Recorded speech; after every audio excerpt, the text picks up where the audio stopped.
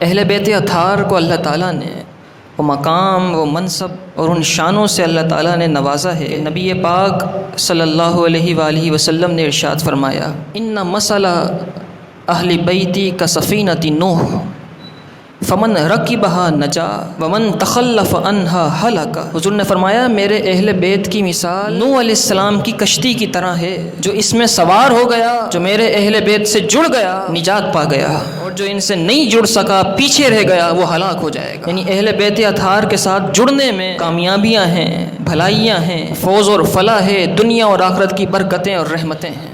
یہ تو اہل بیت اطہار کے بارے میں تھی، لیکن خاص طور پر نبی پاک صلی اللہ علیہ وآلہ وسلم نے امام حسن اور امام حسین کی شان بیان فرمائی۔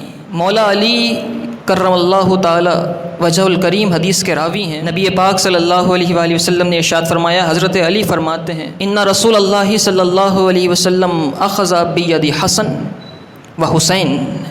نبی پاک صلی اللہ علیہ وسلم نے امام حسن اور امام حسین کا ہاتھ پکڑا، اور ان دونوں کے ہاتھوں کو پکڑ کے حضور نے ارشاد فرمایا، من احب ہذین و اباہما و امہما کان معی فی درجۃ یوم القیامہ۔